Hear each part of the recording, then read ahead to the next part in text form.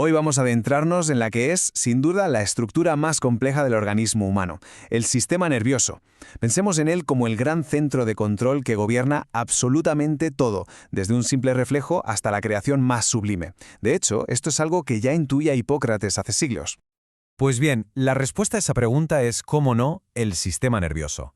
Y es que sin él, fenómenos que damos por sentados como el aprendizaje, la memoria o incluso el sueño simplemente no existirían. De hecho, sin su incesante actividad, ni siquiera seríamos capaces de plantearnos esta pregunta. Así que vamos a empezar a desgranar sus secretos. Para ello, vamos a seguir un recorrido en 5 partes. Primero, veremos el sistema nervioso como el gran centro de mando. Después bajaremos al detalle de sus componentes, sus ladrillos. A continuación, repasaremos un debate histórico fundamental. Luego, descubriremos su increíble capacidad de cambio. Y para terminar, reflexionaremos sobre una idea fascinante: cómo podemos ser escultores de nuestro propio cerebro. Empezamos, entonces, por el principio. Y es que para entender por qué actuamos como actuamos, es absolutamente imprescindible ir a la raíz, analizar los cimientos biológicos de nuestra conducta. Y aquí es donde entra en juego una disciplina clave, la psicobiología.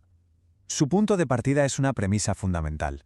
Todo, absolutamente todo lo que hacemos, pensamos o sentimos, desde la emoción más intensa al razonamiento más lógico, no es más que el resultado directo de la actividad de nuestro sistema nervioso. Para estudiar la conducta, la psicobiología se apoya en un modelo muy conocido, el modelo estímulo-organismo-respuesta, o EOR. La idea es sencilla: un estímulo del entorno provoca una respuesta. ¿Pero dónde está la clave? Pues en la O, en el organismo. Porque es ahí, en nuestro sistema nervioso, donde ese estímulo se procesa, se interpreta y se decide la respuesta. Y es precisamente en esa O donde vamos a poner el foco. Claro que este sistema nervioso no es algo estático que aparece de la nada. Al contrario, está modelado por fuerzas muy potentes. Por un lado, la evolución, que durante millones de años ha ido esculpiendo su arquitectura para que nos adaptemos al entorno. Por otro, los factores genéticos, que nos dan esa base común como especie, pero también nuestra variabilidad individual. Y luego están los factores epigenéticos, que son fascinantes. Pensemos en ellos como interruptores que, sin cambiar nuestro ADN, pueden encender o apagar ciertos genes según lo que vivimos. Bien, ya que hemos visto el marco general, vamos a hacer zoom. Bajemos al nivel microscópico para descubrir de qué está hecho este sistema, cuáles son sus ladrillos, sus componentes fundamentales. Y aquí lo primero que impresiona es la escala. Estamos hablando de una cifra astronómica, unos 100.000 millones de neuronas. 100.000 millones, pero la cosa no queda ahí. Cada una de esas neuronas puede establecer miles de conexiones con otras.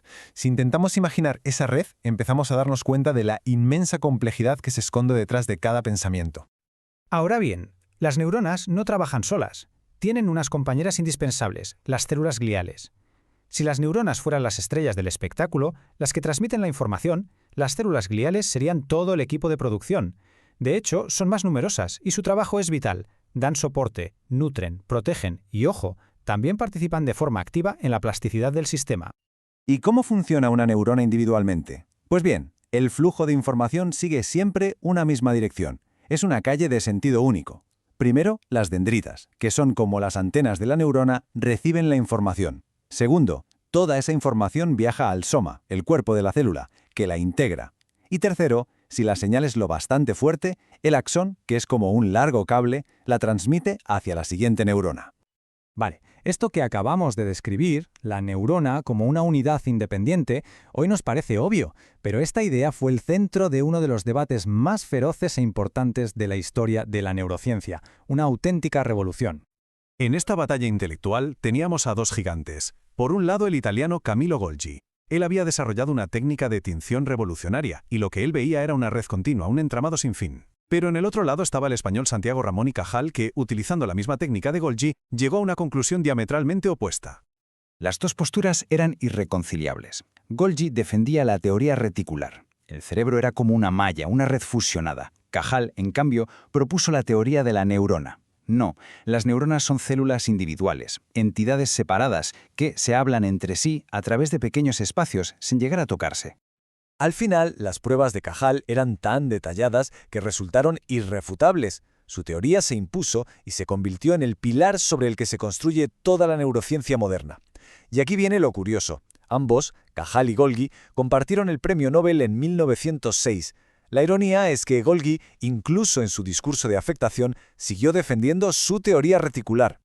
Y precisamente esta idea de Cajal de neuronas individuales que forman conexiones es la que nos abre la puerta al siguiente concepto, uno de los más revolucionarios de la neurociencia, la capacidad de nuestro cerebro para cambiar.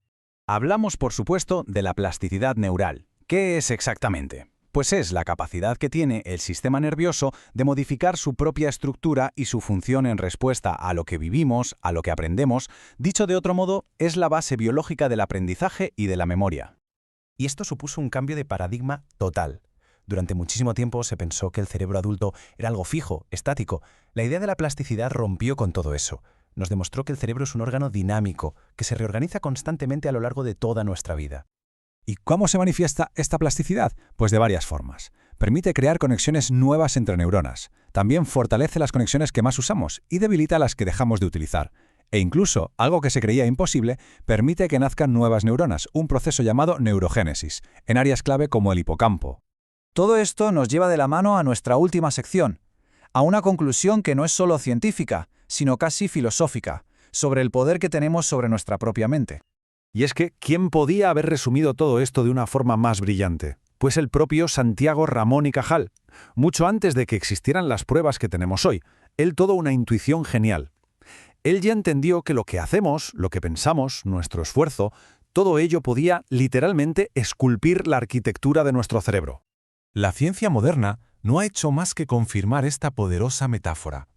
Cada vez que aprendemos algo nuevo, cada vez que creamos un hábito, estamos reforzando unas conexiones neuronales y debilitando otras. Estamos, en efecto, esculpiendo. Y esto nos deja con una pregunta final, una reflexión.